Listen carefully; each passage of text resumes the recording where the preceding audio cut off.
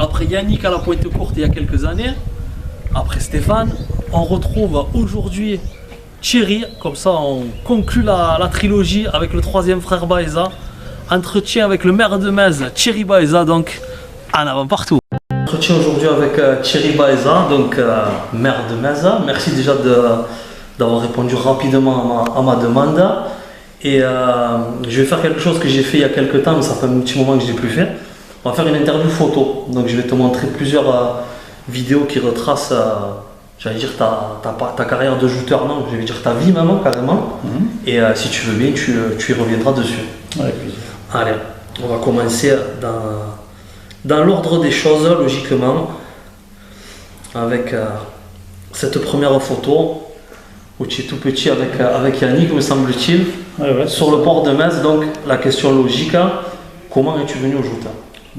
Tout naturellement, puisque je suis venu au joute par l'intermédiaire de mon père, puisque de tout petit, mes plus lointains souvenirs remontent dans les années 70, je crois. C'est que la première fois que Pierre Seb a gagné à Metz, donc je crois que ça doit être ça, 70, donc j'avais 7 ans. Et ensuite, j'ai suivi en grande partie, on va dire, la carrière de mon père, puisque tous les samedis ou les dimanches, quand j'avais l'occasion, je partais avec lui pour voir les tournois. Jusqu'au jour où, on s'est essayé avec mon frère, surtout Yannick, puisqu'on a un an et demi d'écart, on s'entraînait à la maison sur des bancs, sur tous les moyens qu'il y avait pour faire les joutes. On s'amusait aux joutes jusqu'au jour où mon père parlait avec Antoine Labruna et Robert Lunatier, ont décidé de créer l'école de joute à Metz. C'était dans les années 76. Alors, cette année-là, Palavas, qui étaient les précurseurs, notamment par M. Roche, des joutes, des écoles de joute, donc ils nous avaient prêté, ils nous avaient un peu, je ne me rappelle pas s'ils avaient prêté Tintin, un truc comme ça. On l'avait fait avec les sapinous des ostrécuteurs, on avait un peu bidouillé tout ça. Et l'année après, on a eu nos propres barques de joute, de petites, qui existent encore de nos jours. Et là, on a commencé à 77 après à faire, on va dire, les premiers tournois. Et c'est là aussi que Vincent Stento est venu voir un peu à Metz. Après, ils ont créé l'école de joute de 7 juste derrière. Voilà. Donc, on est venu tout naturellement en 60. Je crois que la première licence que j'ai là-bas sur mon bureau, il est de 76. Je crois que tu m'as. Ah, j'étais avec. Exactement, c'est celle-là la fameuse licence ou c'est une des premières? Ouais, c'est quoi que c'est ma première licence. Voilà, donc je l'ai reçu, alors ce qui m'a fait. Je l'avais et le double était à la Fédé. Et quand j'ai été élu maire, j'ai reçu un courrier de félicitations et c'est la Fédération française de joute qui m'a envoyé ma licence. Voilà, j'ai trouvé ça sympa. Alors, ils ont dû se donner le mot parce que j'ai aussi on va dire le proviseur de l'école, du collège de Metz qui est venu m'amener aussi, celle à laquelle quand j'étais en 6e à Metz. Tout un tas de souvenirs qui souvenirs, me dire voilà, t'es passé par là. Alors je vais te montrer une troisième photo, c'est Yannick qui me l'a envoyé il n'y a pas longtemps. C'est lors d'un tournoi à Ballaruc, tu es face à Roger Pugliano. Et à travers cette photo, ça c'est le milieu ou la fin des années 80. Donc j'aimerais que tu nous évoques tes victoires au Gros du Roi en 85. C'est ta première victoire, si je ne me trompe pas, en léger. Et ensuite, 2 ans plus tard, tu as remporté le Camille Vidal, qui est quand même un tournoi important au cœur des Mésois. Et tu as également remporté la fameuse Coupe de France en 1987. Est-ce que tu peux nous raconter ces 3 tournois, ce qui te reste comme souvenir? Mais les souvenirs, c'est que. Alors, c'est vrai qu'à l'époque, il y avait le championnat faisait que, qu'importe la catégorie, un junior, senior, quand tu finissais dans les 3 premiers, que ce soit au championnat de France ou au championnat de Ligue, tu étais obligé de monter. Donc, un junior, j'avais fait 3e prix au championnat de France. Et j'avais été obligé de monter un senior. Et un senior, je suis monté, c'était en 85, c'était ma dernière année de senior, j'avais 22 ans et j'avais gagné au Gros du Roi. Et 2 ans après, j'étais monté à lourd, hein, on a été obligé de monter à lourd, quand je suis monté à lourd en 86, je ne faisais pas 80 kg, puisqu'à l'époque, en moyenne, on faisait moins de 80 kg. Yannick, mon frère Yannick avait gagné la Coupe de France 86. Et on va dire qu'on était à la limite, on jouait au rugby, on était quand même en poids, on va dire qu'on était limite à 80, c'était un peu compliqué. Je me rappelle que le matin, on était allés tous les deux courir sur la route du Vérac, et on n'avait pas mangé pour arriver à passer à la balance à 80 kg. C'est vrai que c'était un peu, ça devenait compliqué. Et on était en face avec Yannick. Alors bon, lui il avait gagné en 86, il m'a dit, bon écoute, on est en face, si jamais à l'époque tu en prenais... On en jeté 2 à la Coupe de France, donc il a dit écoute, si on se prend, on ne doute pas ce coup-ci. Bon, tout ça, pour moi j'étais gagnant parce que je ne vois pas comme je perdais contre lui. Donc, il valait mieux avoir un arrangement comme ça. Et en effet, je prends Yannick et bon, du coup je me qualifie de la revanche. Alors je ne me rappelle pas, je crois qu'il y avait la revanche, il y avait Joe Isoire, il y avait quand même des très très bons moyens, parce qu'à l'époque en moyen, il y avait les Spanos, il y avait des super jouteurs. Et en finale, alors, c'est rigolo pour nous, pas pour lui, parce que j'apprécie la personne. C'était Daniel Vidal, qui était un Mésois, qui était un gaucher, qui était un très très bon shooter. Et en 86, il avait perdu en finale contre Yannick, et au Gros du Roi, à nouveau, il perd contre moi en finale. Et quand je me rappelle, quand je suis tombé, parce qu'on a fait le bouquet, bon j'étais tombé après, mais on a fait le bouquet, quand je suis tombé dans l'eau, je lui ai dit, t'inquiète pas, l'année prochaine, Stéphane, il ne sera pas, lui, c'est sûr qu'avec le poids qu'il fait, il ne sera pas moyen. Voilà, ça c'était l'anecdote. Et après, bon, c'est vrai que les premières années, en plus quand je suis monté à lourd, il y avait, je ne dis pas qu'il n'y a pas de costaud maintenant, mais il y avait des sacrés monuments que je montais. Bon, Yannick est monté avant moi, parce que Yannick, à 18 ans, il a été obligé, par rapport à cette histoire de classement, il a été obligé de monter à 18 ans. Pareil, il avait moins de 80 kilos. Et c'est vrai qu'à l'époque, il y avait des Ligori, des Pionomo, les Louis, Hubert Benomo, Jean-Marie Noca, je veux dire Pugliano, plus la génération un peu plus jeune, mais qui était quand même les sacrés qu'il y a, les frères Macias, enfin, le bon cas, je vais en oublier, mais il y avait des sacrés, les revanches, je m'en souviens, c'était assez costaud. Hein. Ton plus grand souvenir, c'est cette victoire à la Coupe de France?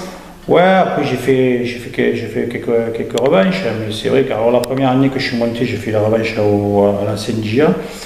Et pareil, quand je suis arrivé dans les revanches, quand j'ai eu. Je me demandais ce que je foutais au milieu, avec les 80 kilos, quand je voyais les gabarits qu'il y avait. Voilà. Mais ouais, après, c'est des gros souvenirs. Après, je veux dire que les souvenirs. Bon, en termes, j'étais pas un grand joueur. Parce que par contre, ce que je peux me targuer, c'est que n'avoir jamais fait passer personne par devant. J'ai jamais été éliminé pour avoir dépassé la deuxième garde que cela. Mon plus gros problème, bon après je veux dire, je me suis jamais pris trop la tête, hein, c'est que je faisais pas filer la lance, hein, et je lâchais ma lance, c'était moi souvent des fois même qui me jetait, voilà. Bon. Après je ne pense pas que les joueurs ont un mauvais souvenir contre moi, je pense avoir, j'étais on va dire un joueur franc, et voilà. Mais bon après, je ne me suis jamais considéré comme un grand joueur, contrairement à mes frangins ou à mon père qui... Justement, on continue, une photo de ton papa en fin de carrière. Est-ce que tu penses que sans lui, qui si je ne me trompe pas, lui il a débuté les joutes en 1955, est-ce que tu penses que sans ça, tes frères et toi, vous auriez aussi eu cette intense passion pour les joutes? Non, je ne pense pas, parce que bon, encore maintenant, moi maintenant je suis connu autrement, mais c'est vrai qu'à l'époque, on allait quand on disait... Baïsa, de suite on faisait référence de suite à mon père. Hein. Encore dernièrement à la mairie, pour l'élection de la reine, il y avait la reine de Montpellier qui s'appelait Baïsa. Elle a dit je suis à la Frontignale l'autre jour et on me dit vous êtes la famille des jouteurs. Donc voilà, il y a quand même mon père. Ouais, mon père a quand même marqué les joutes, surtout que. Après, c'est vrai qu'il nous a permis de faire les joutes, il nous a permis aussi de faire le rugby parce que voilà, il était impliqué là-dedans et on a suivi. Mon père a donné la chance à beaucoup de jeunes à Metz puisqu'il avait créé l'école de jouteurs. Il a été aussi à la création des catégories seniors, hein, parce que lui, c'est vrai que ce qu'il m'expliquait, c'est que quand il a démarré, lui, il n'y avait que les lourds. Et il m'a dit, à Metz, quand tu avais des Adrien Bernard, des Camille Vidal, des trucs, tu étais jeune, et il n'y avait pas les entraînements. Et des fois, il nous disait, à l'école de joute, vous avez fait plus de tournois que moi dans toute ma carrière. Et voilà, ils apprenaient sur le tard. Et lui, il a commencé à gagner son premier tournoi, c'était en 70, il avait déjà 32 ans. C'était son premier tournoi qu'il gagnait. Il n'a pas beaucoup jouté parce qu'après, bon, il s'est consacré beaucoup à la jeunesse, et c'est dommage parce que nous, chaque fois qu'on voyait ma mère qui préparait le blanc, on était fiers, on était contents. On dit ça y est, mon père va jouer. Pour nous, c'était un événement parce que bon, en plus, c'était un sacré client. Hein. Un gros caractère aussi parce qu'il a eu fait des choses des fois. Il a eu quitté la Saint-Louis, partir poser ses armes et partir dans la Saint-Louis. Voilà, il avait un caractère bien trempé. Mais c'est grâce à lui qu'on est venu au joute. Hein. On continue avec ton frère. Ouais. Est-ce que pour toi, c'est le plus talentueux des trois frères? Le regret que j'ai par rapport à Stéphane, c'est que physiquement, c'est celui qui avait un énorme potentiel. Hein. Pareil, il a joué au rugby, il a été au sommet, puis après, on va dire qu'à travers son boulot, il n'a pas énormément jouté, sinon il aurait eu un palmarès autre un peu comme à l'image de mon père. Et c'est vrai que s'il avait eu l'amour des joutes qu'avait mon frère Yannick, je pense qu'il avait un sacré palmarès, mais pareil, une joute impressionnante, une joute, voilà, ce joueur de lance, voilà, c'était vraiment, c'est pareil, c'était un régal. Et bon, malheureusement, il n'a pas eu une grosse carrière. On continue avec Yannick, et à travers Yannick, je vais te poser une question. J'ai vu dernièrement une vidéo où tu racontais, tu parlais de ton parcours, de ta vie, et tu disais que quand tu étais jeune, Yannick était supérieur dans tous les domaines. Je m'explique, il était supérieur à l'école, tu disais qu'il apprenait plus rapidement. Ouais, est-ce que tu en as fait un complexe dans le domaine des joutes? Non, parce que j'ai souvent été content pour les autres finalement. Après chacun son truc, tu n'es pas bon en joute, tu te consacres. Moi j'ai été président de 11 ans de la société. Après un complexe, non. C'est vrai que mon frère était meilleur que moi, voilà, c'est tout. Yannick était très doué. Il avait la vista et je veux dire, il était capable. Yannick, il était craint par tous les jouteurs. Il était capable sur un tournoi de jeter n'importe qui. Je veux dire, voilà, donc il était quand même, c'était quelqu'un de très belle joute, une belle prestance. Et Yannick, à l'école des joutes, chaque fois, même mon père, des fois, il disait au jury ne lui donnez pas quand c'était à Metz, parce que Yannick, il avait une très belle position. Voilà, et c'est vrai que bon, il avait une facilité. Des fois, après, il m'énervait. À l'école, il m'énervait. Moi, je passais un temps fou à prendre. Hein. L'autre, Yannick, il arrivait, il ouvrait le truc, il lisait, il fermait, il se cassait, il savait. Bon, voilà, c'était Yannick. C'était comme ça. Mais bon, je sais pas. Après, il n'y a aucune jalousie, rien entre nous. Hein. Alors ça, c'est toi, me semble-t-il, lors de la Saint-Louis 2007. Ouais. Et à travers cette photo, j'aimerais revenir sur tes Saint-Louis. Et savoir comment on appréhende un tel événement, quand c'est la première, quand on sait que c'est la dernière, et les performances que tu y as réalisées. Moi, la Saint-Louis, c'est simple. Alors, c'est bizarre, il y a des gens qui sont capables de faire des exploits sur la Saint-Louis. C'est vrai que moi, c'est le contexte, hein, voilà, il y a du monde, tu arrives dans ce cadre-là, ça fait un peu, c'est une arène, je veux dire, mais après, c'est vrai que ma plus grosse Saint-Louis que j'ai faite, j'avais éliminé Vation qui avait gagné la Coupe d'Or. Après, j'avais pris Didier Sauvert, on avait fait 2 ou 3 passes aussi. Ils avaient gagné ex-aequo, Sauvert.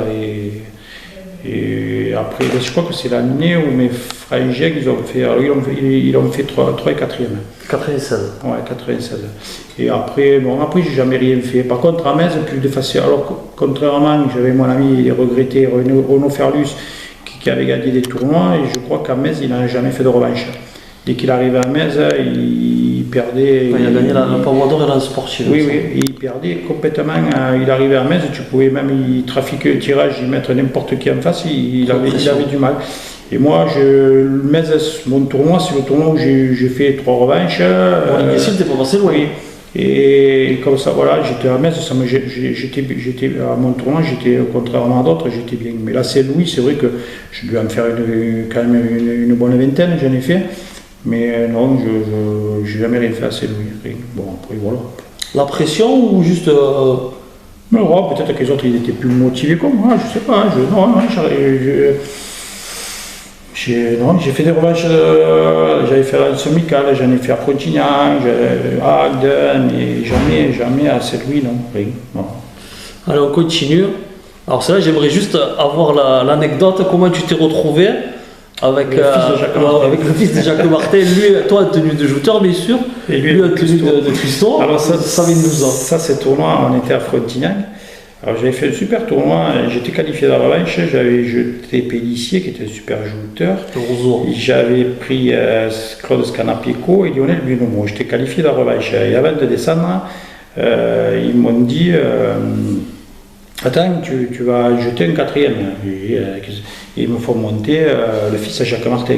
Alors quand même, j'ai appréhendé parce que j'ai dit attends, j'en ai jeté 3, je vais me faire jeter par le fils de Jacques Martin quand même. Donc j'étais quand même obligé. Tu l'as vu en vélo, non, en plus, quand le mec ne s'est pas ajouté, il vaut mieux, je l'ai accroché, et j'ai dit hop, allez. Et tu sais pas. Et après, je suis allé voir le jury, parce que je crois qu'il y avait le festival du Muscat, et ils invitaient, il y avait un invité d'honneur chaque année, et là, c'était le fils de Jacques Martin. Très bien. Donc je l'avais jeté, après, j'étais allé voir le jury, je leur demandé si j'avais pas le droit de passer un tour de plus, du moment que j'en avais jeté 4. Voilà. Ça t'a été refusé. Ils n'ont pas voulu. Alors, on continue avec cette photo. Donc, je vais te demander, bien sûr, pour ou contre les joutes féminines. Ah, bon, moi, alors j'ai été un ardent défenseur des joutes féminines. De toute façon, il n'y a rien qui interdit les filles à la pratique des joutes. Alors, je me souviens, c'est qu'à l'école de joute, j'avais une fille qui était Manès. Laurent Manès, qui jouait très très bien. Et alors les problèmes, ils étaient arrivés, mais c'était pas de maintenant. Je vous parle des années 2000 où elle est venue à l'école de joute et elle est allée même faire une demi-finale à l'école de joute à Béziers. Alors là, ça avait commencé à créer une polémique parce que bien sûr, les machos, les garçons qui se faisaient jeter par une fille, ils appréciaient pas trop. Donc à un moment donné, ça avait commencé à dire, je leur avais dit que si comment ça se passait, je ferais un truc avec au niveau du ministère, parce que voilà, on ne pouvait pas interdire. C'est exactement comme l'histoire des gauchers à l'école de joute. Moi, je trouve que c'est complètement aberrant. La nature fait des gauchers, la nature fait des droitiers. Je ne vois pas pourquoi elle empêche les gauchers. Surtout que le constat, c'est que quand on arrive à un senior ou un junior, il y a des gens qui n'ont pas fait l'école de joute qui arrivent et qui jouent gaucher. Et alors là, on ne sait même plus où il faut taper. On ne sait rien du tout. Moi, dans ma génération, il y avait des gens Robert Calas, il y avait des gens qui joutaient gaucher. Même s'ils n'ont pas fait des écoles de joute, il y avait Jacques Delmas, il y avait Menguès, et j'en passe. Il y avait des super gauchers, Jeannot Sanchez, quand je suis monté à Lourdes, Jacques Cassuazelo, c'était, je veux dire, ça ne levait pas le pavot. Vous pouvez taper, tu peux taper là-dedans. Est-ce que voilà. Tu as peur, toi, que les pour et les anti-filles dans les joutes, ça finisse par scinder les joutes, parce que je sais qu'il y a des sociétés comme vous, et moi je trouve ça logique qu'à la limite vous en coupez le même fond. Il y a 10 filles qui ont envie de jouter, qu'est-ce que ça gêne franchement. C'est quoi, on en est encore à dire que la femme elle doit se cantonner à repasser à laver les blancs. Il faut arrêter les conneries un peu. Les filles elles font du foot, elles font du rugby, elles font tous les sports, et du judo, quoi, et on va les empêcher de faire les joutes. Mais toi, est-ce que tu as peur qu'à l'avenir ça scinde justement les. C'est sûr que si on a affaire à des gens qui ont le cerveau obtus et réduit, c'est sûr qu'à un moment donné, mais franchement, il n'y a pas d'autre problème dans le monde pour savoir. C'est pas faux. Il n'y a rien qu'à allumer la télévision. Voilà. Alors, à travers cette photo familiale au rugby, j'aimerais revenir sur ta passion du rugby, mais j'avais déjà du sport en général, que tu pratiques avec assiduité quand même. Oui, le sport en général, le rugby c'est pareil. Je crois que ma première licence au Rugby Club de Metz, on a commencé au début avec avec Gérard Draghi, qui c'est qu'avait Serge Bernard, Félix Lacrampe, voilà, après on est passé par d'autres entraîneurs, j'ai eu Yvan Bionomo comme entraîneur, Lucarme, Jean-Louis Audibert, voilà. J'ai eu Claude Sorel aussi, et au fur et à mesure, ouais, le rugby c'est, on va dire que c'est pareil, une passion, une super génération à Metz, avec des super joueurs. Alors certains, ils avaient la caramote, ils n'ont pas eu une carrière internationale, mais il y avait vraiment des super joueurs. Claude Voisin qui a été international junior, Bénard qui était un prometteur à l'ASB, il y avait des gens comme Alain Marty, j'en passe, Gavin, et puis il y avait une grosse génération de joueurs à Metz. Et on va dire qu'on a passé des super années de rugby à Metz, voilà, parce qu'en plus on avait plus ou moins tous, à 2-3 ans d'écart, on avait tous le même âge, et c'est vrai que j'en garde vraiment de très bons souvenirs de rugby. Puis bon, l'occasion de jouer avec mes frères jeunes aussi. Justement, cette journée elle a dû être particulière, le jubilé de Yannick, ça a été un grand moment aussi. Ouais, jubilé de Yannick. Ce qui est regrettable, c'est que l'année où il a arrêté, il a eu cette blessure au bras là, qui l'a empêché de jouer, parce que parce qu'il n'était pas pourri encore. Hein. Mais bon, après je pense qu'il faut savoir s'arrêter. C'est vrai que moi des fois, là je rame, cette année je pense que j'aurai moins l'occasion de le faire. Mais c'est vrai que bon, après les joutes, il faut savoir s'arrêter, même si des fois tu es sur le quai, des fois ça te donne encore envie, mais bon, tu as toujours peur de la blessure, ce qui m'est arrivé à moi à la fin, alors que j'ai passé, on va dire, 30 ou 40 ans sans rien, et puis au moment où tu veux arrêter, bim, ça te tombe dessus. Cette photo avec Anthony Bondon, ma question est la suivante. Est-ce que tu penses que c'est à l'heure actuelle le joueur mésois qui a le plus de possibilités pour ramener la Saint-Louis? Ouais, Anthony, ce qu'il y a, c'est qu'il ne faut pas qu'il se mette la pression. Il se la met à Metz, au Moulinier 6, c'est ce que j'expliquais tout à l'heure. Oui, en plus en étant gaucher, c'est ce que je disais aussi, c'est que les gauchers, les gens ont toujours des difficultés avec les gauchers. Anthony, moi, ce qui me fait plaisir, c'est que bon, c'est quand même un jeune, parce que j'ai été 11 ans président de la société. Je me suis occupé de l'école de joute, j'ai amené ces gamins un peu de partout avec certains parents. Et Anthony, Johan Mendes et Cédric Auger étaient à l'école de joute. Donc, je n'ai pas la prétention de dire que c'est moi qui leur ai appris à rajouter, mais disons que je leur ai donné la possibilité de jouer comme mon père nous l'a donné à nous, avec Antoine Labruna. Alors, si tu me permets de te couper, hier on a fait l'interview de Georges Andréo, et on a parlé rapidement de son fils Loïc, et il disait qu'à ton contact, à celui de Yannick, il avait énormément progressé, qu'il s'était régalé auprès de vous. Ouais, c'est des jeunes. J'ai eu même Virenque, qui est à l'autre société de joute, je les avais à l'école de joute, je vous dis les trois. Alors c'est vrai que quand tu les vois réussir, ça te fait plaisir, tu te dis finalement, tu vois, ces gamins, parce que bon, c'est vrai que dans les joutes, il y a du déchet. Moi je vois le nombre de gamins que j'ai amenés aux joutes, et puis bon, après chaque année t'en perds, parce que voilà, il faut s'y tenir, c'est pas évident. Il faut s'y tenir, puis après c'est une question de gabarit. Quand tu vas lourd, que tu fais 80 kg et que chaque fois tu te prends un Benjamin Arnaud ou un truc, je comprends qu'il y a certains en force, il faut vraiment aimer le truc.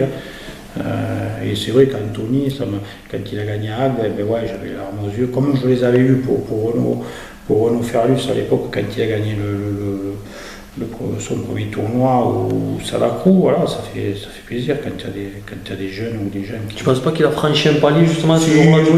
Oui, là, il a franchi un palier. Psychologique. Ouais, non, mais il est en capacité de gagner n'importe quel tournoi, un peu trop gentil. Bien que là, ce que je trouve, c'est qu'en ce moment, il y a une super ambiance il y a un groupe de jouteurs là, le groupe de la chenille, là, ils ont vraiment une super ambiance, ils s'entendent super bien. Il n'y a plus ces trucs de c'est toi, étranger, même si on va dire que les médias, des fois, ils essayent un peu de faire croire que.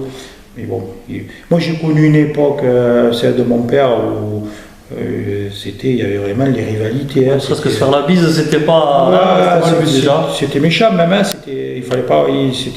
Alors que maintenant, c'est bon enfant. Mais Anto, après, sur Tintin, il est trop gentil encore. Des fois, je lui dis, tu sais, il y a des amis, mais des fois, il faut quand même te faire respecter. Si tu te fais pas respecter, le mec, il te fait un sale coup, et bon, si tu tombes mal l'eau, que tu fais un sourire, la fois d'après, il va recommencer. Hein.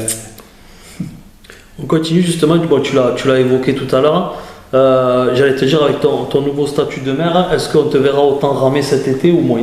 Ben non, parce que je vais être obligé je suis quand même obligé d'être sur certaines manifestations.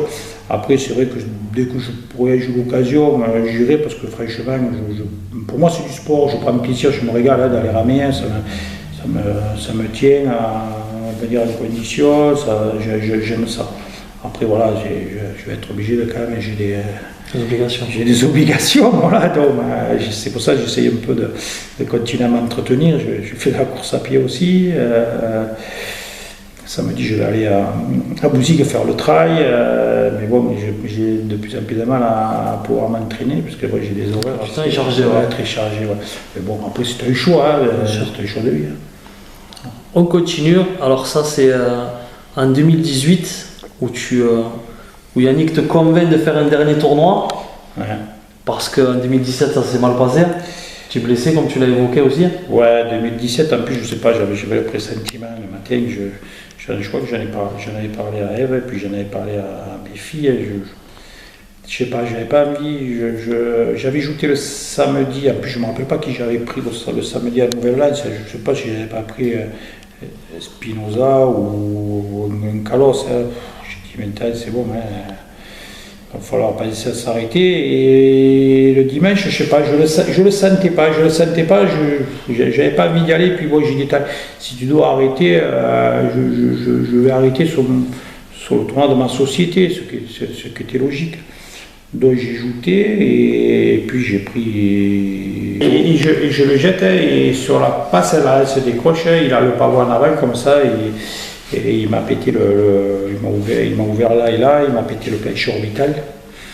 Et donc voilà, il a fait que je me fasse opérer, une plaque et compagnie. Voilà. Réga, ouais, Romain.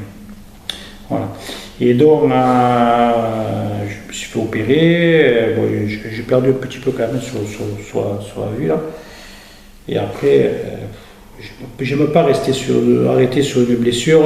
Je dis bon allez, je vais rajouter le dernier tour de ma société. Et voilà, donc j'ai refait.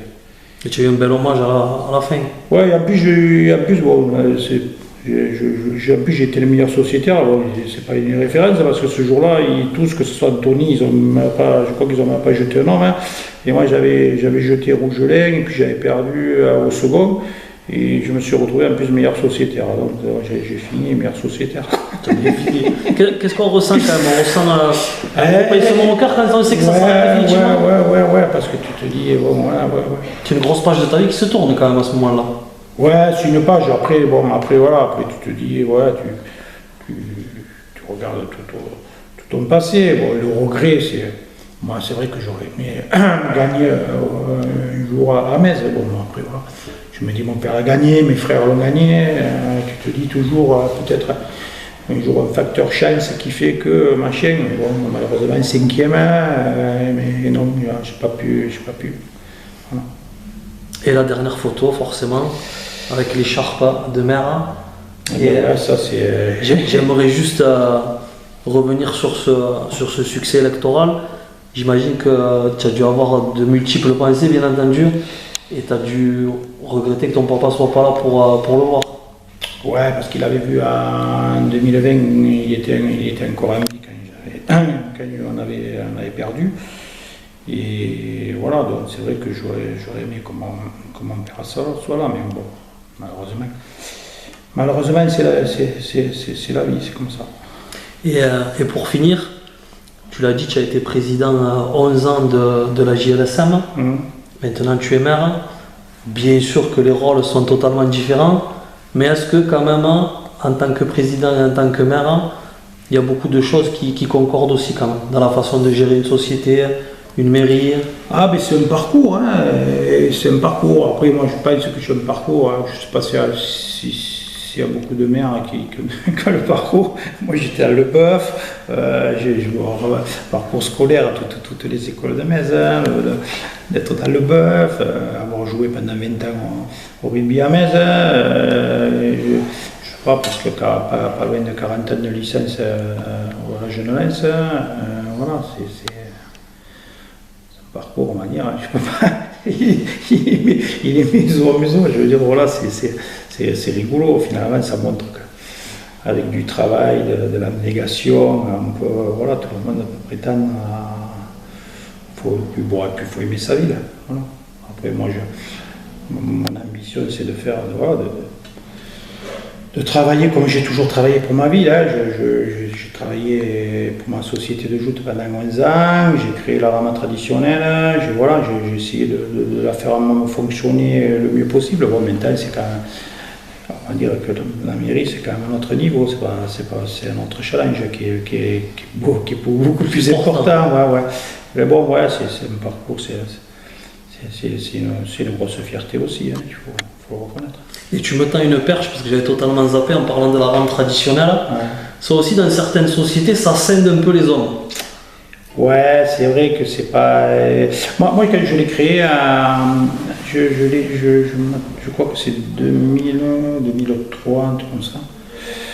Ouais, 2003, quand j'ai créé la rame traditionnelle à Metz, c'était. Alors, parce que j'avais beaucoup de bénévoles autour. De gens ou des parents de petits de l'école de joute, j'avais tout un groupe, hein, et nous on s'était essayé la rame traditionnelle grâce à Annie Carto, hein, parce qu'il faut reconnaître qu'on ira tout ce qu'on veut, mais c'est Annie Carto qui est quand même à la base de la rame traditionnelle. Donc on avait acheté une barque, on avait acheté la barque de la Jeune Lance de 7, hein, parce que Minal ils avaient acheté une barque, ben après ça ne servait plus, on l'avait rachetée, on l'avait toute retapée, toute repeinte, et on l'avait appelé Boni, comme le nom de Boniface Asco, qui était l'ancien président de la jeunesse. Donc on avait créé la rame traditionnelle, et c'est vrai qu'après, bon, ça a permis on a acheté une seconde, bon, on a créé le club. Mais c'est vrai que je dois reconnaître que c'est toujours à part, les joutes, la rame c'est à part. Après c'est vrai que nous ça nous permet aussi de sortir des rameurs, parce que des fois on arrive où on rame notre société sur deux tournois. Manque de rameurs. Et donc sur deux tournois il faut quand même fournir 16-36 rameurs, puisque souvent c'est à WAG où c'est des barques de 10. Donc il faut quand même 36 rameurs, il faut les sortir, c'est pas tout le monde qui peut se targuer de fournir tant de rameurs. Donc c'est vrai que la rame traditionnelle nous permet de puiser là-dedans. Thierry, pour conclure cet entretien, comme j'ai de coutume, la caméra est à toi, le mot de la fin. Ben, moi, le mot de la fin, écoutez, moi je souhaite c'est que les joutes perdurent dans le plus bel esprit. Sincèrement, cette année, j'ai suivi notamment Anthony Bondon et à travers ces victoires, et je trouve que l'ambiance est superbe. Je vois notamment des garçons comme Benjamin Arnaud, Sébastien Abélan, qui sont vraiment des garçons qui amènent beaucoup de choses dans les joutes. Et ce que je souhaite, c'est que ça perdure et que cette ambiance règne, et voilà, c'est tout ce que je souhaite. Parce que la Mézo vainqueur de la Saint-Louis. Ouais, ça me ferait, moi je ne le souhaite pas. Pour ma première année de mandat, ça me ferait bien plaisir qu'il y ait une Mézo qui gagne à Saint-Louis. Voilà. Le seul truc bémol, c'est qu'il y a la mort du bœuf le soir de la Saint-Louis, bon, ce qui fait qu'on sera obligé de le ressortir rapidement. On va le sortir, le réanimer. Merci beaucoup encore. Merci.